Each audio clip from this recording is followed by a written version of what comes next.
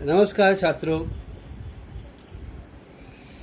आज हम संज्ञा विषय को लेकर और आगे बढ़ेंगे।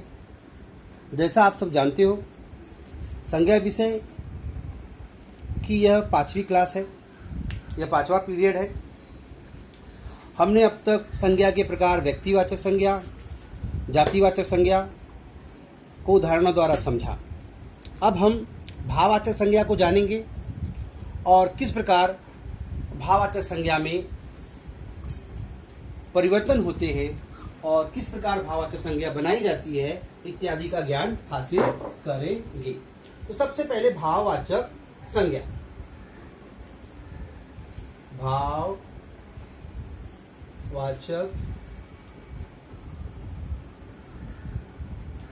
संज्ञा, इसकी परिभाषा, इसका डेफिनेशन अगर हम जानना चाहें तो वो संज्ञा शब्द जो किसी के गुण दोष, जो किसी के गुण दोष, दशा, अवस्था,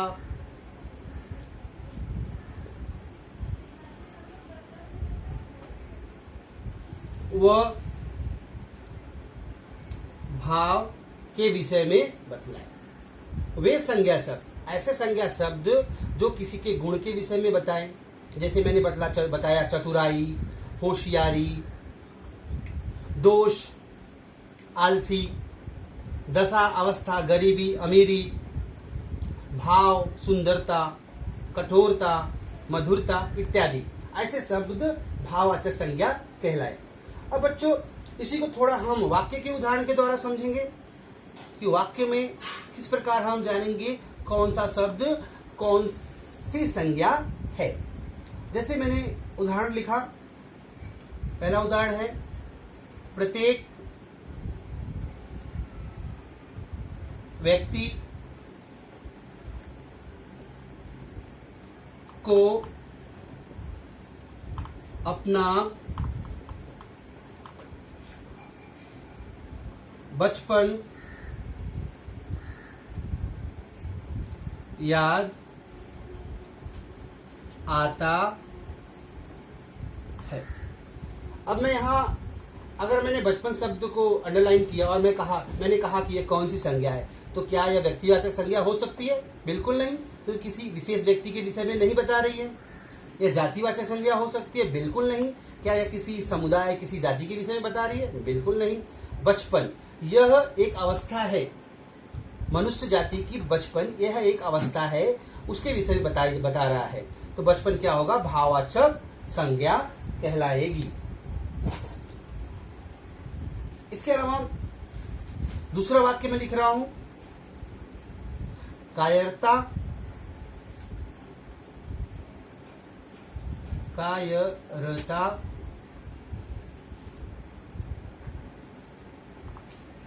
दिखाकर भाग गया।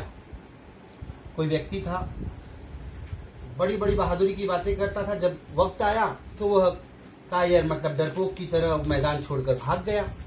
तो कायरता यह उसके दोष है, उसकी कमी है। तीसरा उदाहरण अगर मैं लूं तो आप देखेंगे कि आप पाएंगे कि इस उदाहरण में किसी व्यक्ति के गुण बता रहे हैं। जैसे मैंने कहा, रमेश बहुत दयालु है। यहां दयालु शब्द उसके गुण बता रहा है, उसकी क्वालिटी बता रहा है।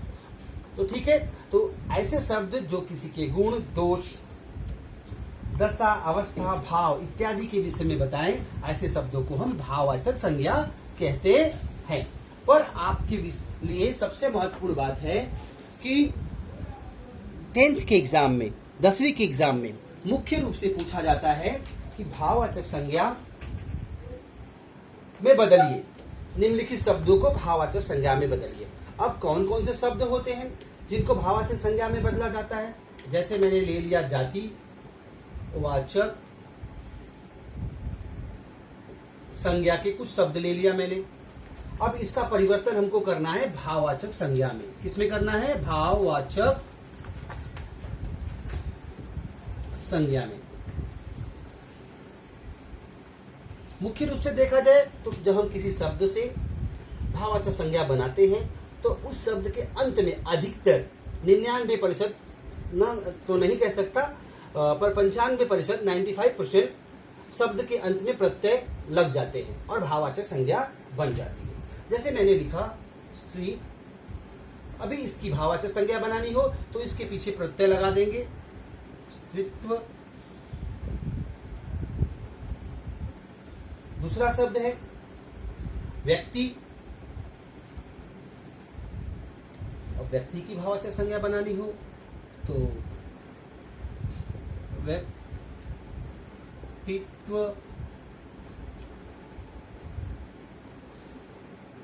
मानव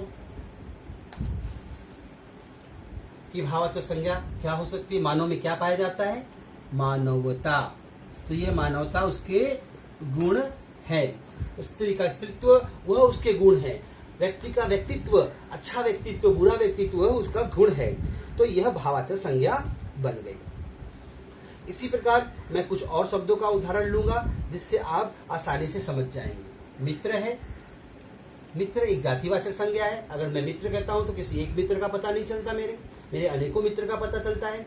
तो यह मित्र जातिवाचक संज्ञा है। जब हमें इसकी भाववाचक संज्ञा बनानी होगी तो मित्र में कौन से गुण पाए जाते हैं? मित्रता। तो हमको ऐसे गुण तैयार करने हैं, गुण, दोष, दशा, अवस्था ऐसी बनानी है जिससे कि वो भाववाचक संज्ञा बन जाए। अभी सज्जन, कोई व्यक्ति सज्जन है, अभी सज्जन से क्या बनेगा?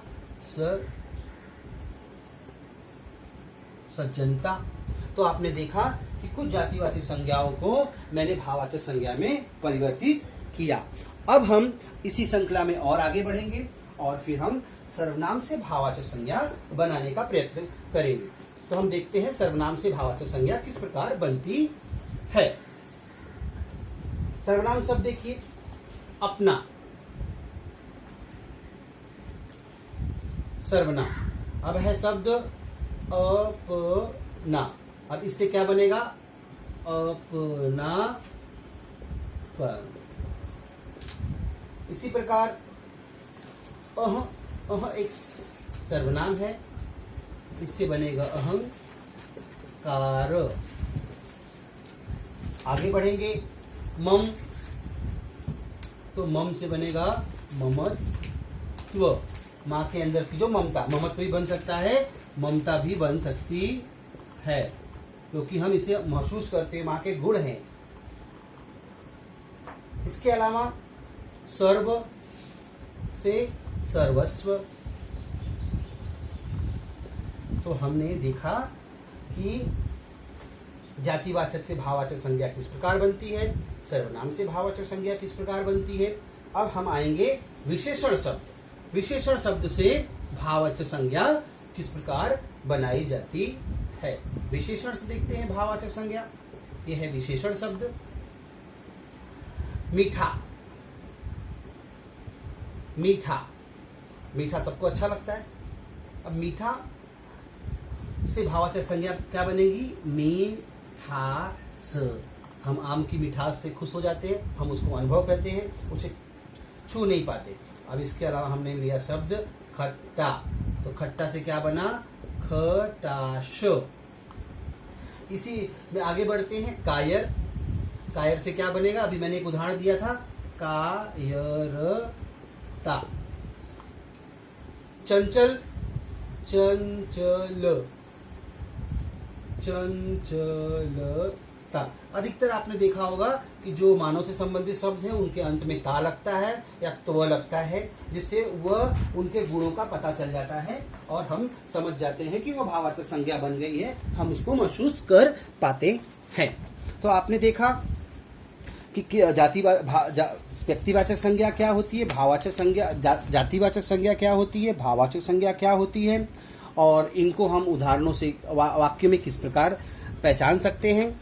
और अब उसके उपरांत हमने भाववाचक संज्ञा किस प्रकार बनाई जाती है उसको जाना। जातिवाचक संज्ञा से भाववाचक संज्ञा, सर्वनाम से भाववाचक संज्ञा और विशेषण से भाववाचक संज्ञा का किस प्रकार परिवर्तन किया जाता है। अगली क्लास में, अगले पीरियड में हम देखेंगे कि किस प्रकार क्रिया से भाववाचक संज्ञा बनती है, और इसके अलावा कुछ उदाहरण से मैं बताने का प्रयत्न करूंगा कि किस प्रकार संज्ञा में परिवर्तन होता है और किस प्रकार संज्ञा का प्रयोग किया जाता है। धन्यवाद।